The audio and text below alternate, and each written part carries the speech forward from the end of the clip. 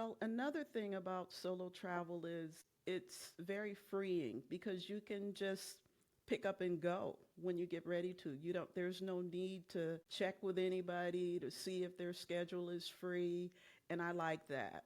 I don't like that whole coordinating, are you available, going back and forth on dates, and then do you have the budget? This way I can just go when I get ready to. Welcome to Solo Travel Unpacked, where we explore the world one solo travel story at a time. I'm your host, Kelly, and I believe that solo travel is a journey of self-discovery, empowerment, and connection. Each episode, we'll meet a different solo traveler and hear their insights, experiences, and lessons learned. We'll also take a look at a key solo travel topic to give you the tools and inspiration for your own adventure. It's time to hear from today's guest and unpack another solo travel story. In recent years, interest in solo travel has skyrocketed. In fact, according to a 2024 survey by Solo Traveler, 71% of respondents said they plan to take a solo trip in the next year. And yet, so many myths still surround the experience. That it's dangerous, lonely, or too expensive to do on your own. Today, we're unpacking those misconceptions with someone who has seen the world through both group and solo lenses. Loray has been traveling internationally since she was 17. Now in retirement, she has embraced independent solo travel, visiting places like Bali, Cuba, Colombia, El Salvador, all on her own. She's here to share the truth behind what solo travel is really like at any age and offer a few tips she's learned along the way. Loray, I'm so excited to have you here. You've been traveling for decades and have so much experience under your belt, not just in terms of destinations, but in how travel has evolved for you over time. But before we talk more about travel, can you start by sharing a little bit about yourself outside of travel? Yes, as you mentioned, I am retired. I've been retired for about 10 years and loving it. I'm single and I have a few hobbies. I enjoy cooking and reading and especially travel, especially. That's at the top of my list. Congratulations on your retirement. I love that you're using it to travel. So we talked a little bit about your intro, that you've been traveling since you were 17 and now have embraced solo travel in your 60s. Can you share a little bit about how your travel journey has evolved over the years? Yes. When I first started traveling, I always had family and friends to travel with me. Somebody always wanted to go wherever I was going. But within the last few years, that's kind of dwindled off. People have responsibilities. They're not retired. They're still working, a lot of my friends. So I decided I was just going to start solo traveling because I have a long list of places that I still want to visit. Good for you. Is there anything, because I have felt that, and I know some other guests have too, you just, over the years, lose your travel buddies. So you've turned to solo travel. Is there anything that inspired you? I know you said you've got this list, but what inspired you to actually take that first step and do some solo travel? Well, another thing about solo travel is it's very freeing because you can just pick up and go when you get ready to. There's no need to check with anybody to see if their schedule is free, and I like that. I don't like that whole coordinating, are you available, going back and forth on dates, and then do you have the budget? This way I can just go when I get ready to. And I still travel with family and friends. Yeah, certainly. I love to travel with family and friends as well, but so many logistics go into that. Where do you want to go? The time off. So being able to solo travel, there's certainly, perks about that. And we talked about as well, there's so many myths around solo travel, even though it's continuing to grow. So let's help hopefully dispel some of those. So one of the most common myths is that solo travel is dangerous, especially for women. What's your take on that, and how do you personally stay safe on your trips? I do not think solo travel is dangerous. I do feel like you need to take precautions, just like I do when I'm at home. I'm aware of my surroundings, and when I go on vacation, I'm the same way. Just because I'm on vacation in what's considered a safe place, I never let my guard down. So while I'm enjoying myself, I'm having a great time, I'm still always aware of what's going on around me. And I think you need to take that to any country. You need to have that attitude. Another thing is I always check the State Department's website for a country and see if there have been any travel warnings issued by the U.S. government. It's good to just gather information, research a country, see what's going on over there. And once you gather all your information, then you can decide if you feel it's safe. Those are such great tips. And I think, too, the very first point you made, a lot of times it's the same precautions you're taking at home. It's just in a different environment. And doing your research, certainly, that's very smart. Even just Googling the country and see kind of what news articles come up. So you've also mentioned that if you're lonely at home, you'll probably be lonely on vacation. That's a super interesting perspective. And I'm curious, have you ever had moments of loneliness while traveling solo? And if so, how do you navigate through those? No, I enjoy my own company, but I have read that people that do experience periods of loneliness, usually it's because they're dissatisfied with some area of their life. So my advice would be maybe talk to a therapist and have them help you work through that so you can find your way back to your joy. Yeah, whether instead of having it be solely on the assumption of being alone. That's a really great piece of advice. So another big one is that people assume solo travel is expensive, especially with lodging, because you're not dividing it with somebody else. You've mentioned, that you have a few tips to offset that cost. Could you share a few of those? Sure. A couple of options are staying at hostels. A lot of people will immediately say, "No, I don't want to stay at a hostel because you're sharing a bedroom with people that you don't know. You're sharing a bathroom." But hostels usually also have private rooms as well that you can reserve, and they would be cheaper than staying at a traditional hotel. There's also homestays where you rent a room in someone's home, also cheaper than staying at a hotel. And you get the added bonus of connection because both places are very social. Hostels are very social. You have a lot of backpackers and single travelers that stay at hostels, older people, younger people. You have a variety of different folks that stay at hostels. So if you're traveling solo and you're looking to connect, that's a great way to do it and save money at the same time. And then homestays are nice because you can connect with a local family. I love the perk of not only having a cheaper place to stay, but is using it as a way to connect. Yes. So let's talk about age. There's a myth that solo travel is a young person's game. And I think, again, some people think solo travel, they think of just these young backpackers going across Europe. And while certainly that's a way that it can be done, what would you say to someone in their 50s or 60s or even older who is curious, but maybe a little hesitant about traveling alone? I would say if you want to do it, go. And there's a couple things you can do to kind of work your way up to solo travel if you're feeling a little nervous about it. And one thing that I recommend that people do is go to a restaurant alone. Eat at a restaurant in your hometown alone. Get used to the feeling of being out on your own. Go to a movie theater alone. Go to different places alone and see how you feel. And if you feel good, then you're going to feel the same way when you're traveling. It's something, Loray, I've heard from a few other guests about starting small.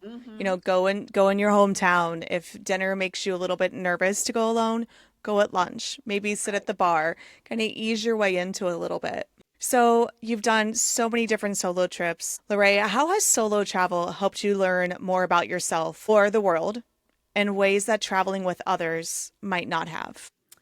I think one thing that I really enjoy about solo travel is having random conversations with people that I meet on the street. I love that. And when I'm traveling with family and friends, you're kind of insulated, and I think you miss out on some of those experiences. I agree, which is why I started this podcast.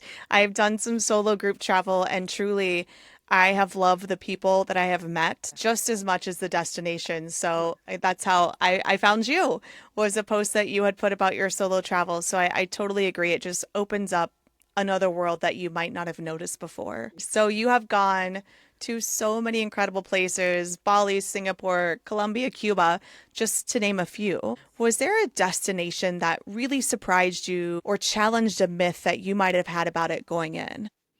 No, I don't travel anywhere with any preconceived notions, even though I do research a country thoroughly before I go. But what I do is I show up ready to eat good food. That's one expectation. But other than that, I'm just open to experiences. That is such a beautiful way to do it. No expectations, no disappointments. Exactly. Great lens to put it through. So, do you have a recent favorite solo travel story that really captures the freedom or this unexpected joy of no expectations that you can share? I don't have a story. I've been thinking about this for a few days, but no story. I have enjoyed all of the locations that I've traveled to. They're all different. They all have something different to offer. It sounds like they all have made their own beautiful memories. Exactly.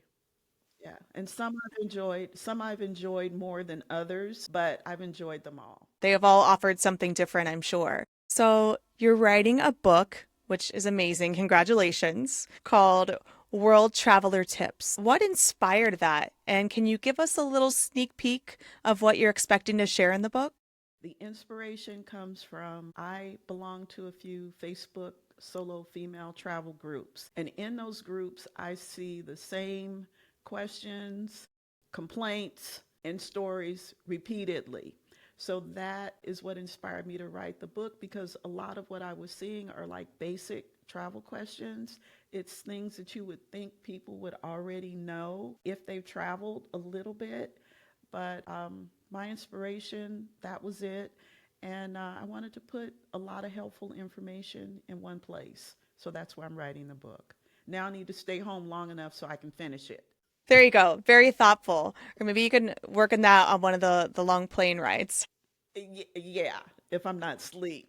Yes. Are there any of those questions that you see repeatedly? And I'm in a few of those groups too, and I seem to see a few of them pop up. Are there any that come to mind that you continue to see people asking?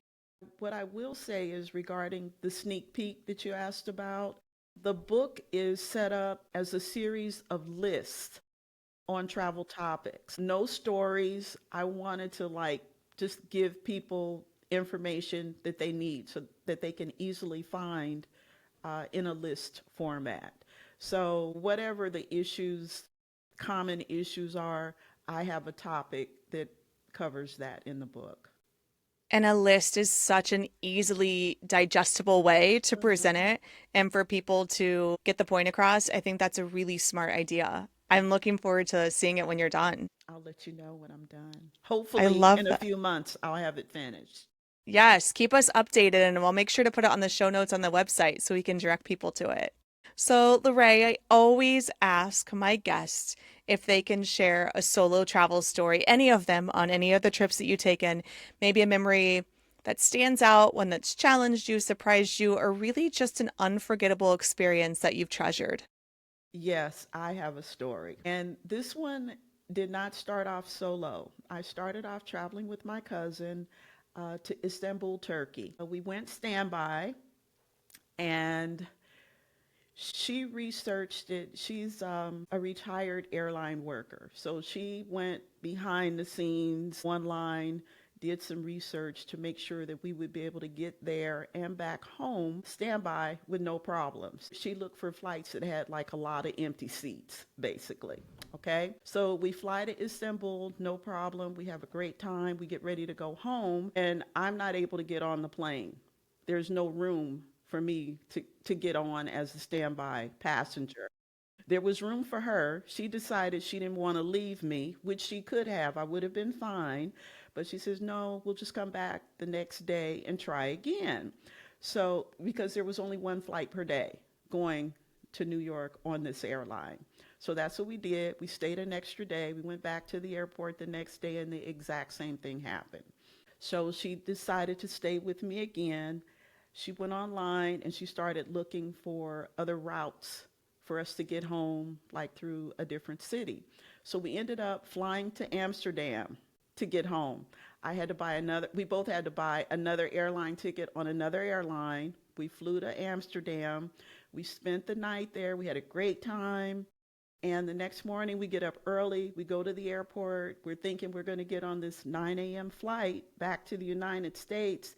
And no, we do not get on the flight, Kelly. The flight was sold out pretty much. There were a couple of standby seats available. Those went to other people that were higher up on the standby list. So we're like, okay, so now what are we going to do? So we ended up walking the airport all day trying to get on any flight to any city in the United States. We got on nothing, Kelly, nothing. So we ended up spending the night in Amsterdam. Long story short, it was 3 days before my cousin was finally able to get on a flight in Amsterdam and fly home. And when they finally called her name, I'm like, you gotta go, like, okay, I'll see you later.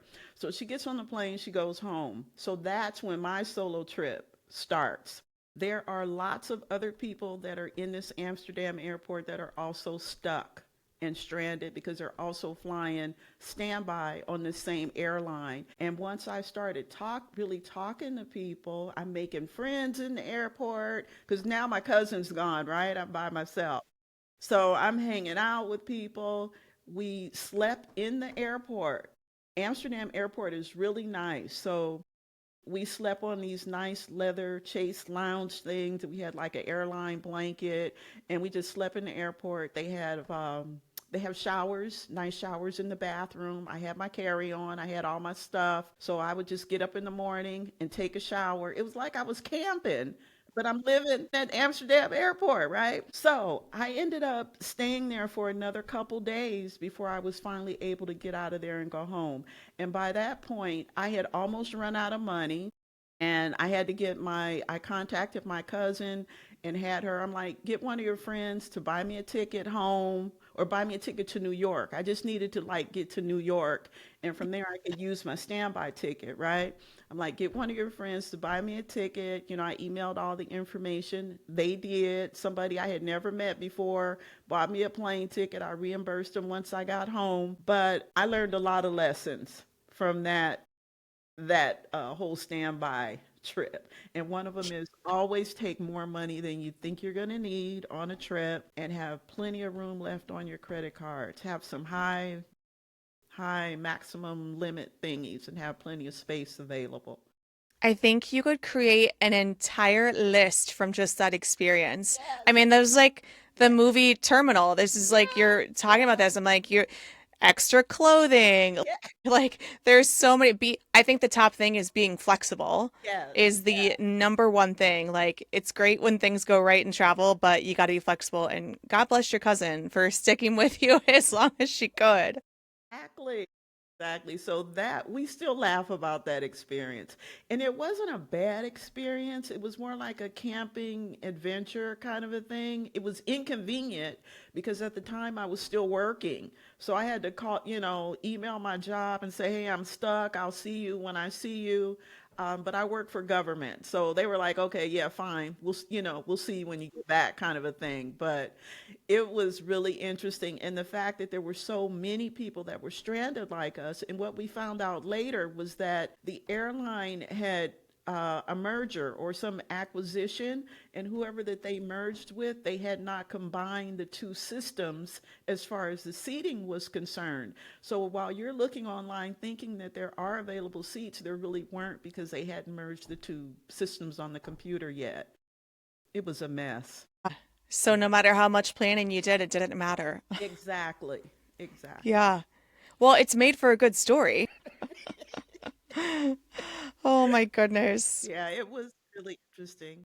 Loray, thank you so much again for coming on today. I have loved your stories and I'm glad you made it home safe from your trip after a little stay in the airport. So we will end today's episode with how we end every episode of Solo Travel Unpacked by asking the guest the same three questions. So first question up.